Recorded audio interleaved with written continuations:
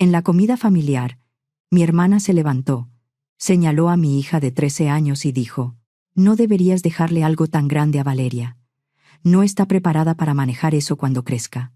Nadie habló. Mi abuela Julia la miró fijo. Valeria le decía: «Abuela Julia». Técnicamente era su bisabuela, pero nadie en la familia la llamaba así. Después de unos segundos, mi abuela preguntó, sin levantar la voz: «Mónica, ¿de verdad crees que sabes quién es ella?». Mónica perdió un poco la seguridad con la que había hablado. Por primera vez en toda la tarde, no supo qué contestar. Llegamos tarde a propósito. Era sábado, poco después del mediodía, y la subida por Picacho a Jusco estaba pesada. Entre coches y curvas, el retraso podía pasar por algo normal. Llegamos tarde porque con mi familia, yo ya había aprendido a evitar ciertos momentos.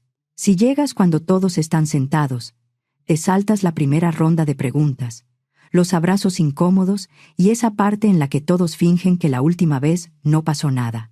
Valeria no sabía eso. Iba en el asiento del copiloto alisándose la blusa como si fuera a una entrevista. Se revisó el pelo en el espejito de la visera y volvió a revisarlo. «¿Me veo bien?», preguntó. «Te ves como tú», le dije. No era eso lo que pregunté. «Ya sé». Se quedó viendo los árboles por la ventana. Iba nerviosa y contenta. «¿Mis abuelos están emocionados de verme?». Mantuve la vista en el camino. «Van a actuar como si lo estuvieran». Frunció la boca. «Eso no es una respuesta. Es lo que puedo decirte». «Vale». Se quedó callada unos segundos. Luego preguntó: «¿Y la tía Mónica?». Sabía que iba a preguntar por ella. «A Mónica le gusta llamar la atención», dije. Valeria sonrió apenas. «Bueno, a todos nos gusta un poco. Mónica necesita ser el centro más que los demás». No discutió. Solo se acomodó mejor en el asiento, como si pudiera prepararse para lo que viniera. La comida era una convivencia familiar por el cumpleaños atrasado de mi abuela Julia. Ella era mi abuela materna, pero en la familia todos la trataban como si su opinión todavía ordenara la casa completa. Una tía había rentado una casa cerca de la Jusco, con jardín irregular, piso frío y sillas de distintos juegos. Desde la entrada olía a aceite, arroz y guisados. Cuando entramos, el ruido nos recibió de golpe. Risas, platos, alguien llamando desde la cocina, una tía preguntando si ya habían calentado las tortillas. Mi papá, Roberto, nos vio primero y sonrió como alguien que sabe que debe hacerlo. «Laura», dijo. Me abrazó rápido. 2 palmaditas en la espalda y listo. Mi mamá, Elena, apareció detrás de él y me tocó el brazo, como si ese gesto pudiera cubrir años de distancia. «Qué bueno que llegaron», dijo. Después se inclinó hacia Valeria. «Ay, mírate nada más, estás enorme». Valeria se iluminó. Mi mamá podía ser encantadora por ratos. Sabía hacer de abuela cuando había gente mirando, y mi hija solo conocía esa versión. Valeria la abrazó con ganas. Mi mamá la sostuvo un segundo más de lo necesario. Luego me miró con una sonrisa educada. Entonces apareció Mónica. Llegó justo cuando ya había ojos mirando hacia nosotras. «Laura», dijo, con una sonrisa demasiado cuidada. «Mónica». Valeria la miró con curiosidad. Mónica se inclinó y le dio un beso sonoro en la mejilla. «Hola, Vale. ¿Hace cuánto que no te veía? Ya estás enorme». Valeria asintió, sonriente. No sabía qué hacer con tanta familiaridad, pero tampoco quería ser grosera. Mi abuela Julia acababa de llegar. Entró despacio, apoyada en el brazo de una mujer que la acompañaba desde hacía unas semanas. Se veía más pequeña que antes, pero los ojos eran los mismos, tranquilos, atentos. La cara de Valeria cambió de inmediato. No fue una sonrisa de compromiso, fue alivio. «Abuela Julia», dijo casi sin aire. Antes de que yo pudiera decir nada, ya iba hacia ella. Ese vínculo era sencillo. Los demás entraban y salían de la vida de Valeria cuando les convenía. Mi abuela no. Ella llamaba, preguntaba, iba cuando decía que iba y se acordaba de las cosas pequeñas. Mi abuela la abrazó con cuidado. «Ahí estás», le dijo. Luego me miró. «Laura, me da gusto que estés aquí». Asentí. A mí también. No era del todo cierto, pero no era momento de decir otra cosa. Yo todavía quería creer que, si me mantenía tranquila, la comida podía pasar sin pleito. La comida pasó por partes. Hubo arroz, mole, ensalada, tortillas calientes y agua de Jamaica. Valeria se mantuvo cerca de mi abuela. Mónica cerca de mi mamá, y mi papá iba de un grupo a otro, suavizando todo sin elegir nunca. Mónica llevaba rato mirando a mi abuela cada vez que alguien mencionaba papeles o propiedades. Cuando los platos quedaron casi vacíos, mi abuela se puso de pie. Lo hizo despacio, apoyándose en la mesa. La sala se fue callando. En mi familia todavía pesaba su voz. «No les voy a quitar mucho tiempo», dijo. Sus ojos se posaron en Valeria. «Quiero decir algo sobre mi bisnieta. Sobre Valeria. Tengo un regalo para ella». Valeria se quedó inmóvil, como si no supiera si debía sonreír o mirar al piso. Mi abuela continuó. «He estado hablando con una abogada y con el banco. Voy a dejar un dinero protegido para beneficio de Valeria». El ambiente cambió. Valeria no entendió del todo. Los adultos sí. Mi mamá enderezó la espalda. Mónica dejó de sonreír. Mi abuela siguió. «El banco lo va a administrar bajo reglas claras. Nadie de la familia va a poder disponer de ese dinero como quiera. Ni Mónica, ni tus abuelos, ni Laura. Cuando Valeria cumpla 18 años, podrá empezar a tomar decisiones, pero con condiciones». «Abuela», dijo Valeria, con los ojos muy abiertos. Mi abuela levantó una mano. «Déjame terminar, mi niña. Antes de eso, se podrán hacer pagos para su educación, cursos o actividades que apoyen su futuro. Lo importante es que quede protegido». Hubo unos aplausos tímidos. Alguien dijo que era una bendición. En teoría, era un momento bonito. Entonces miré a Mónica. No estaba sonriendo.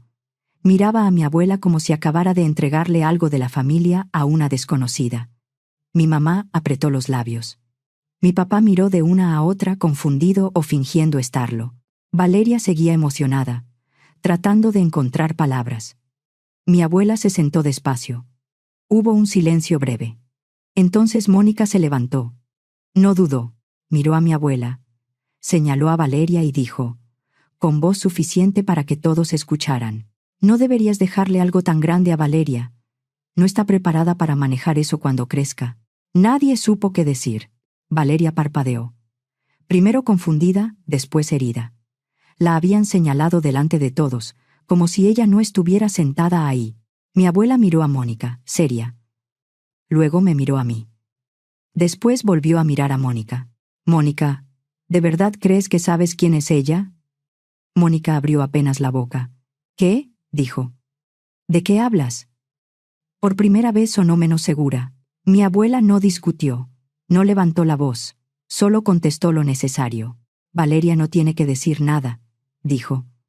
«Esto lo voy a decir yo». Luego miró alrededor.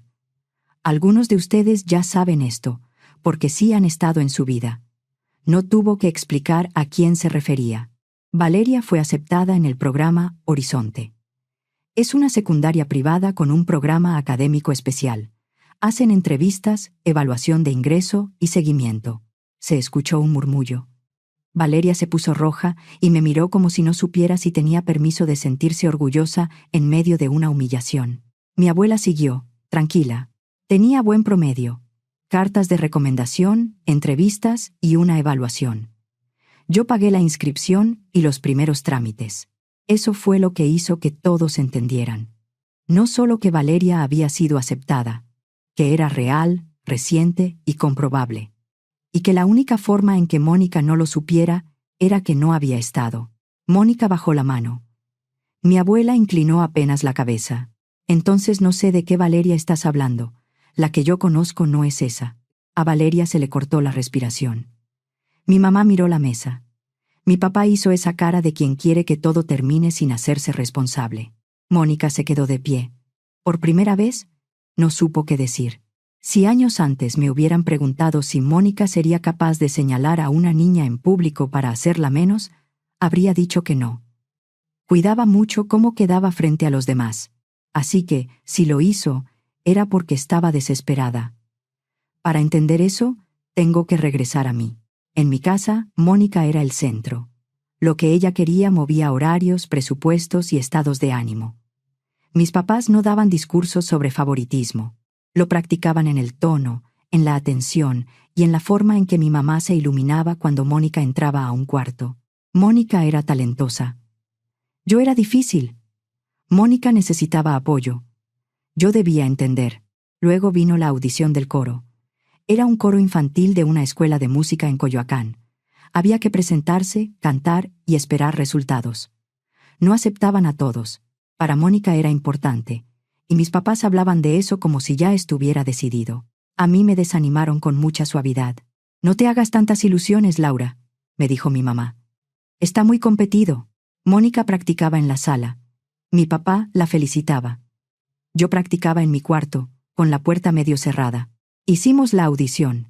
Yo quedé. Mónica no. Por un momento pensé que mis papás iban a verme distinto. Pensé que dirían algo sencillo. Algo como: «Mira, Laura también puede».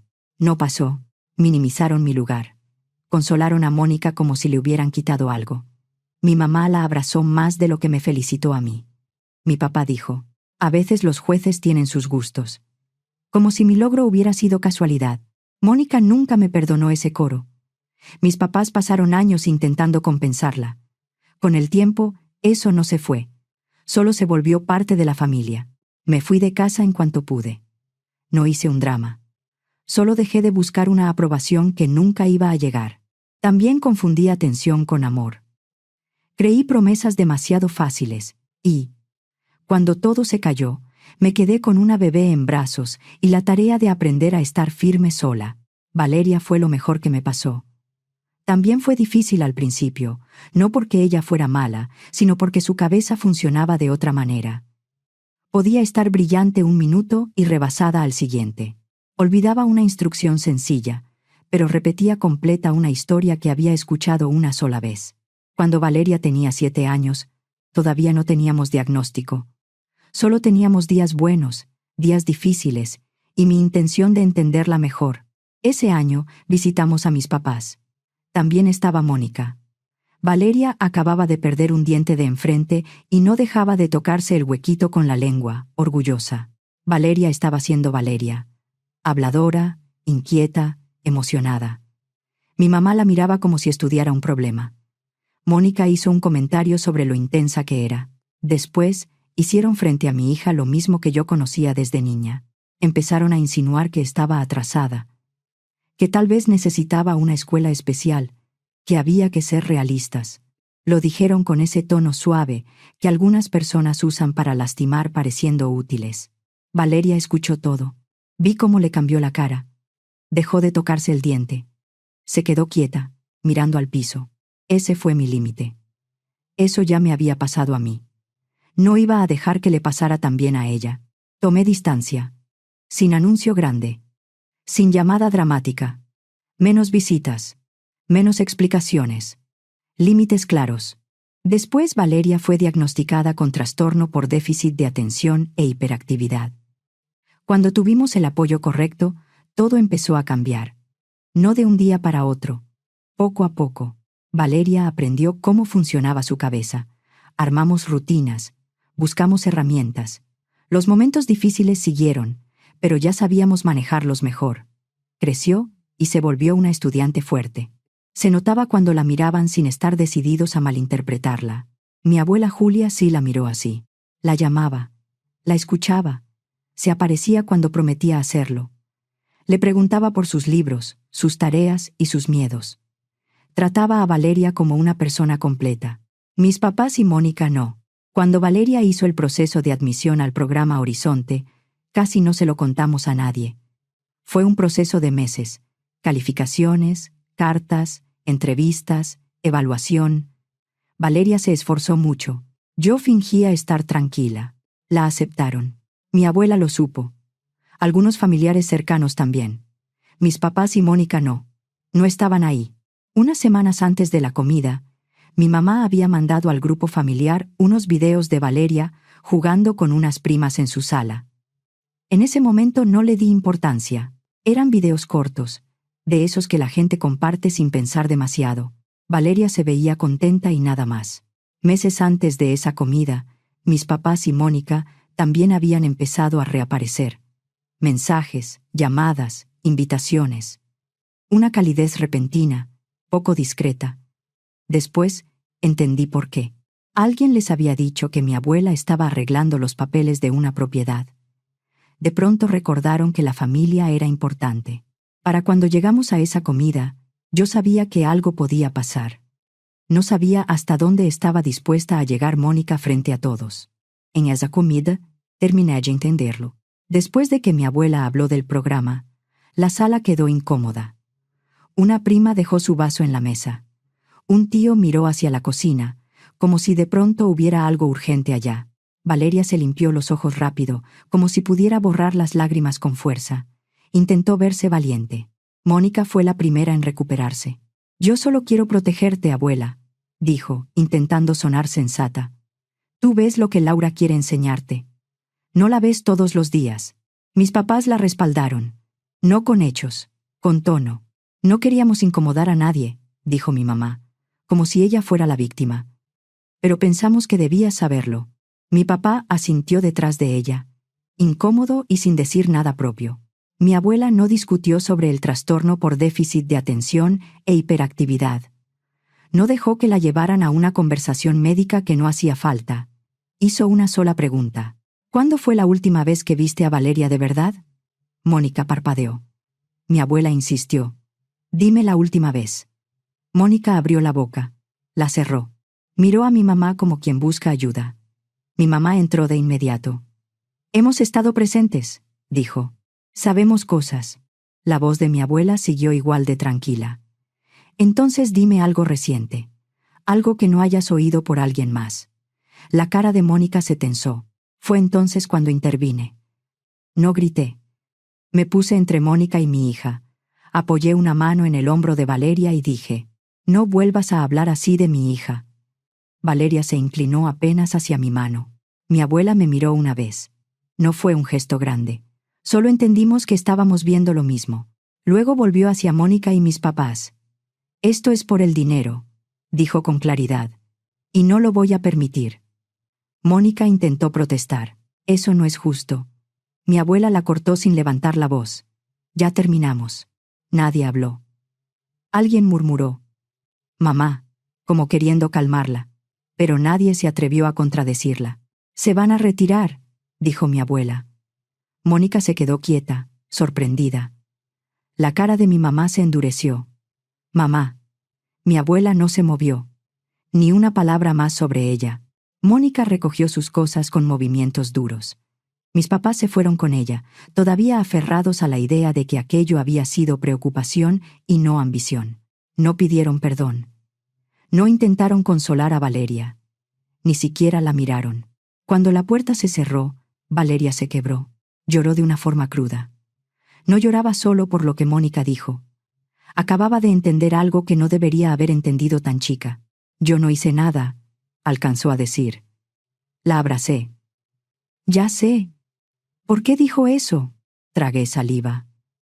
Hay respuestas que una no quiere darle a una hija de 13 años. Entonces le dije lo único que podía decirle sin hacerle más daño. «Porque habla como si te conociera, pero no ha estado cerca». Valeria se limpió la cara con enojo. «Pero la abuela Julia sí me conoce». «Sí», dije. Por eso no le creyó. La reunión siguió. Técnicamente. Alguien levantó platos. Alguien preparó café. Una prima se sentó junto a Valeria sin preguntarle nada y le acercó un vaso de agua. Ese gesto pequeño ayudó más que muchas frases. Más tarde, bajamos del ajusco cuando ya empezaba a oscurecer. Valeria se quedó viendo por la ventana. Las luces de los coches pasaban sobre su cara. «Entonces no saben cómo soy, ¿verdad?». Mantuve la vista al frente. «No. No han estado cerca para conocerte». Se quedó callada mucho rato. Luego dijo casi para sí misma: «Creo que eso es lo que más me duele». Le tomé la mano. Pensé que habíamos pasado lo peor. No fue así. El domingo en la mañana desperté con varios mensajes en el celular. No eran de mi familia cercana, sino de una prima con la que casi no hablaba, y de una mamá de la escuela de Valeria. Todos decían más o menos lo mismo. «¿Ya viste esto?». Sentí frío antes de abrir el enlace. Era un video vertical. Luz amarilla de sala. La cara de Valeria demasiado cerca. Reconocí el fondo casi de inmediato. Era la sala de mis papás. No supe entonces por dónde había salido del grupo familiar, pero ya circulaba en grupos de la escuela. En el video, una niña fuera de cuadro se reía. Dilo otra vez. Valeria se reía también. Era su cara, pero algo no estaba bien. La voz sonaba parecida y al mismo tiempo extraña. En el video, Valeria ponía los ojos en blanco. Ni siquiera quería entrar a ese programa, decía. Mi mamá dijo que convenía por lo de mi bisabuela. La otra niña preguntaba algo que no se entendía bien. Valeria volvía a sonreír, con una seguridad rara. Sí, para que se impresionara. Ya ves que tiene dinero. Luego venía una frase más baja, casi encima de una risa. Cuando cumpla 18, ya veo qué hago. La cámara se movía y el video terminaba a media risa. Me quedé mirando la pantalla negra. Era su cara, pero no era ella. No decía tanto como para hacer una confesión completa. Decía lo justo para ensuciar todo. Lo justo para que alguien que no la conocía pensara que Mónica tal vez tenía razón. Mi primer impulso fue evitar que Valeria lo viera. Era imposible. Yo sabía que no podía impedir que eso circulara, pero sí podía controlar una cosa. Moverme rápido. Tomé capturas. Guardé enlaces. Registré horas. Descargué el archivo. No borré nada. Guardé el mensaje original, los números desde donde se había reenviado y todo lo que pudiera servir después. Más tarde la abogada me diría que eso había sido importante. No reenviar lo demás, conservar el enlace original y dejar intactos los mensajes. Entonces escuché pasos en el pasillo. Valeria salió de su cuarto ya tensa. Me vio la cara y se detuvo. ¿Qué pasó? Intenté poner una expresión tranquila. No pude. Sus ojos bajaron a mi celular. En ese momento vibró el suyo. Una notificación. Vi cómo se le cambió la cara. No tuvo que ver todo el video. Vio suficiente. Su cara, su voz, palabras que jamás diría. Yo no dije eso, dijo de inmediato. Yo no dije nada de eso. Lo sé, respondí. Sé que no lo dijiste. Van a creerlo. Vamos a demostrar que tú no dijiste eso. Negó con la cabeza. El programa, susurró. ¿Ellos lo van a ver? No quería contestarle como si pudiera prometer algo que no controlaba. No lo sé, dije. Pero vamos a avisar. Antes de que alguien lo use contra ti. Se le deshizo la cara.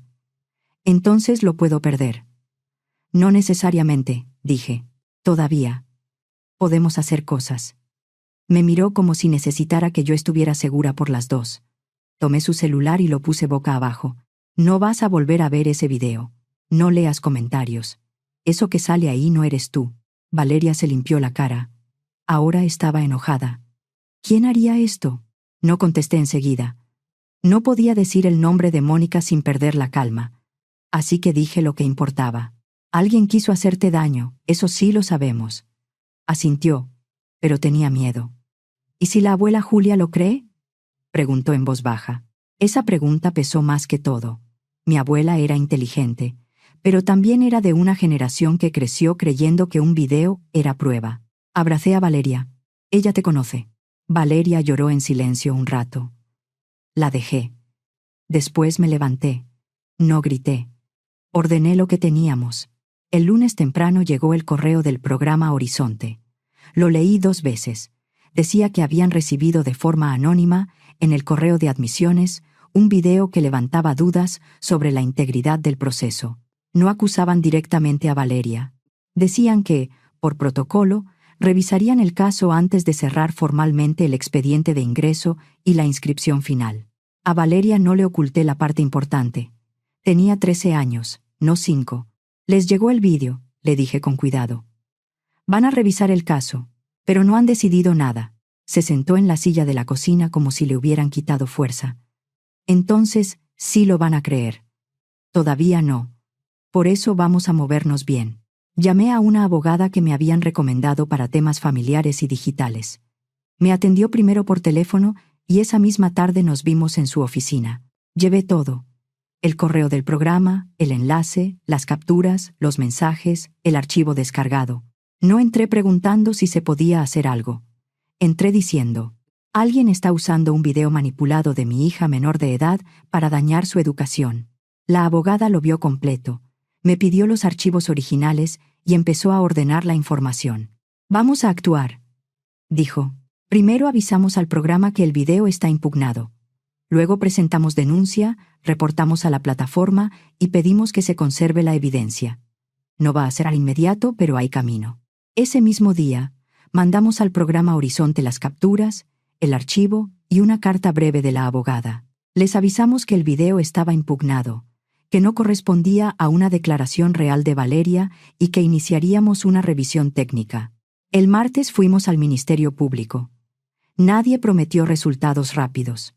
El agente fue cuidadoso con sus palabras. Nos dijo que había que abrir la carpeta, pedir información por oficio y conservar todo sin alterar archivos ni mensajes. La calificación exacta dependía de lo que se encontrara, pero usar material falso contra una menor no era un asunto menor. Por medio de la abogada contactamos a un perito en análisis digital. Revisó el archivo con calma y aclaró que una copia reenviada por WhatsApp no era lo mismo que el archivo original. Su primer informe solo podía hablar de indicios. Pausó el video justo en la parte donde la voz decía: mi mamá dijo que convenía. Ahí, dijo. Reprodujo unos segundos más lento.